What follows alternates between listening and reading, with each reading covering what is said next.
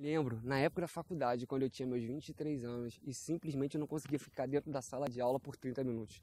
Sentia dores nas costas, mas essa não era a principal causa. Eu não conseguia entender o porquê. Meus sentidos eles me diziam que algo não estava certo, mas dentro do automatismo e da padronização eu me formei em medicina veterinária. Várias coisas aconteceram naqueles anos, né?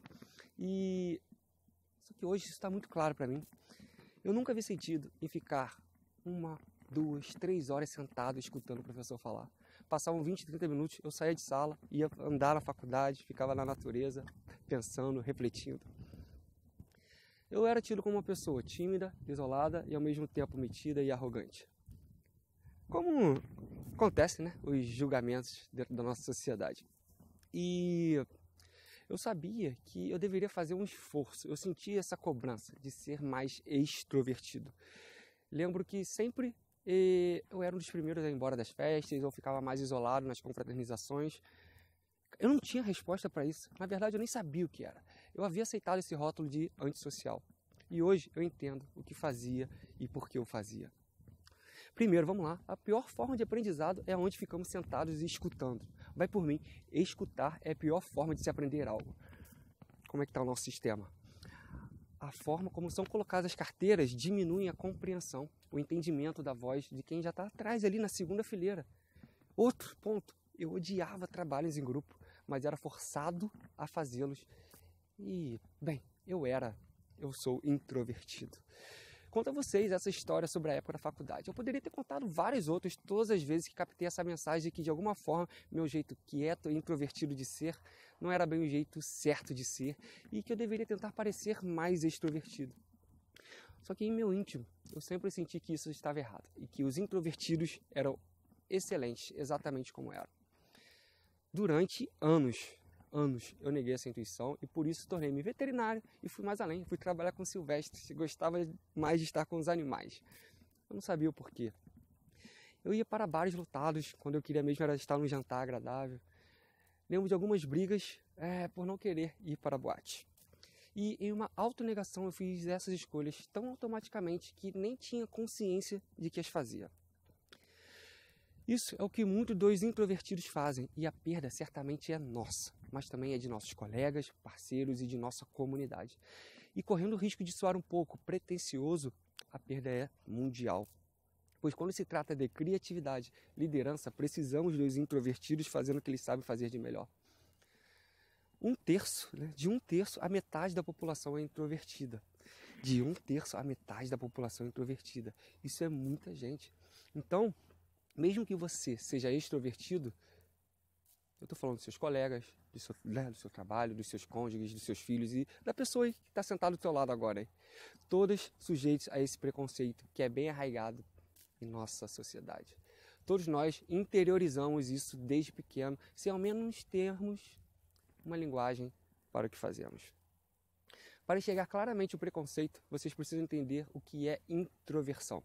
É diferente de ser tímido. Timidez tem a ver com medo do julgamento social. Introversão é mais sobre como alguém reage à estimulação, incluindo estimulação social. Portanto, extrovertidos precisam de muita estimulação, enquanto os introvertidos se sentem mais vivos, mais ativos e mais capazes quando estão em ambientes mais silenciosos, mais calmos. Nem sempre essas coisas são absolutas, beleza? Mas a maior parte do tempo, sim.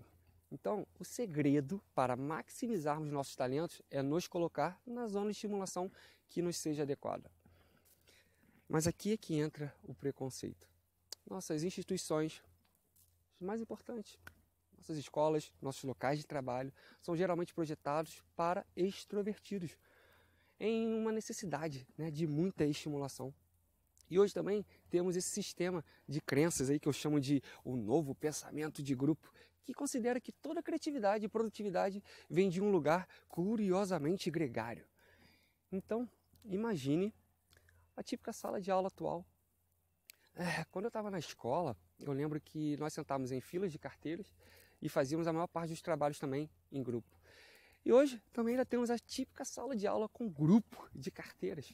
4, 5, 6, 7 pessoas, de frente, uma de frente para outra, para fazer um trabalho. Inúmeros trabalhos em grupo. E para os que preferem ficar sozinhos ou simplesmente trabalhar sozinhos, elas costumam ser vistas como estranhas ou pior, com problemas. E a grande maioria dos professores acreditam que o estudante ideal é o extrovertido e não o introvertido, mesmo os introvertidos tendo melhores notas e sendo mais cultos, segundo pesquisa. Claro, quando eles estão em seu estado ideal e entendem isso. Ok. O mesmo acontece no nosso local de trabalho. Quase todos nós trabalhamos em escritórios abertos, sem paredes, onde somos sujeitos ao barulho e aos olhares constantes de nossos colegas. E quando se trata de liderança, os introvertidos geralmente eles são desconsiderados para posições de liderança, ainda que costumem ser muito mais atentos, bem menos passíveis de correr riscos incalculados, que é algo que hoje talvez todos nós valorizemos. Uma pesquisa interessante feita por Adam Grant, da Wharton School, descobriu que líderes introvertidos costumam ter melhores resultados que os extrovertidos. Por quê? Quando gerenciam os empregados proativos, eles são mais passíveis de deixá-los seguir as suas próprias ideias, enquanto que os extrovertidos podem involuntariamente ficar tão empolgados que suas ideias acabam prevalecendo em relação às ideias dos outros. E aí isso não pode vir tão à tona facilmente. De fato, alguns líderes transformadores da história eram introvertidos. Eleanor Roosevelt, Rosa Parks, Gandhi, todas essas pessoas descreviam-se como quietas, de voz suave e até tímidas. E todas foram o centro das atenções, apesar de todos os seus instintos dizerem o contrário. E isso resulta em um poder próprio e especial, porque as pessoas podiam sentir que esses líderes estavam no comando. Não porque gostavam de mandar nos outros, nem porque gostavam de ser admirados. Eles estavam lá porque não tinham escolha, porque foram levados a fazer o que achavam que era certo. Carl Jung, psicólogo que popularizou esses termos, disse que não há introvertido puro e nem extrovertido puro. E disse que tal homem estaria em um hospício se caso existisse. Algumas pessoas caem bem no meio desse espectro, introvertido e extrovertido, e elas são chamadas de ambivertidas. Costumo pensar que essas pessoas elas têm o melhor dos dois mundos, mas muitos de nós se reconhecem como um dos dois tipos. O que eu digo é que culturalmente precisamos de um melhor equilíbrio. Isso é especialmente importante quando nos referimos à criatividade e à produtividade. Porque quando os psicólogos observam a vida da maioria das pessoas criativas, o que encontram são pessoas muito boas em trocar ideias e em desenvolver ideias, mas que também têm um traço forte de introversão. Isso é porque a solidão é muitas vezes um ingrediente crucial para a criatividade. Darwin fazia longos passeios sozinho no mato e declinava-se enfaticamente a convites para jantares e tudo mais. Theodore Geisel inventava muitas de suas fantásticas criações no escritório isolado que tinha num campanário atrás de sua casa em La Lola, Califórnia. Steve inventou o primeiro computador da Apple sozinho, sentado em seu cubículo, e era onde ele trabalhava na época. Ele diz que jamais teria se tornado um expert caso não fosse tão introvertido para sair de casa quando estava crescendo. Fique atento a essa frase. Claro que isso não significa que devemos parar de colaborar, e um bom exemplo disso é o fato de Steve ter se associado ao Steve Jobs para lançar o computador da Apple. Beleza? Só que sim, isso significa que a solidão ela importa e que para algumas pessoas é como o ar que elas respiram. E de fato sabemos há séculos do poder transcendente da solidão. Só agora é que estranhamente começamos a esquecê-lo. Se vocês observarem as grandes religiões do mundo, encontrarão pensadores, Moisés, Jesus, Buda, Maomé, pensadores que vão por conta própria, sozinhos na natureza, onde tem epifanias e revelações profundas que depois trazem para o resto da comunidade. Isso não é nenhuma surpresa se vocês observarem as ideias da psicologia contemporânea. Parece que nem conseguimos estar em um grupo de pessoas sem instintivamente as espelharmos. Imitamos suas opiniões, mesmo sobre coisas aparentemente pessoais e íntimas. Como quem nos atrai, começamos a imitar as crenças das pessoas, as pessoas que estão à nossa volta, sem ao menos percebermos por que estamos fazendo isso. E os grupos, como se sabe, seguem as opiniões de pessoas mais dominantes e carismáticas. Beleza? Mesmo não havendo nenhuma correlação entre ser o melhor orador ou ter as melhores ideias. Quero dizer, isso é zero, beleza? Então, portanto, você pode estar seguindo agora a pessoa com as melhores ideias, mas também pode não estar. E a gente quer deixar isso aí ao acaso? Acho que não, né? É muito melhor todos nós seguirmos nossos próprios caminhos, gerando nossas próprias ideias, livres de distorções das dinâmicas de grupo, e depois aí sim a gente se reúne em equipe para falar num ambiente bem gerenciado, e aí começamos bem daí. Se tudo isso é verdade, então por que estamos entendendo tudo errado? Por que organizamos escolas e locais de trabalho assim? Por que fazemos esses introvertidos se sentirem tão culpados por vez ou por querer estar sozinho? Uma das respostas está enraizada em nossa história cultural. As sociedades ocidentais sempre favoreceram o homem de ação, em vez do homem contemplativo. E nos primórdios, né, da América, vivíamos o que os historiadores chamavam de cultura do caráter. Quando a gente ainda valorizava, né, as pessoas pelo seu interior e sua retidão moral. E se a gente olhar os livros de autoajuda daquele tempo, todos tinham títulos como caráter, a coisa mais importante do mundo. E aí a gente tem exemplos aí como Abraham Lincoln, que era elogiado por ser modesto e despretensioso. Abre aspas, um homem que não ofende pela sua superioridade, fecha aspas.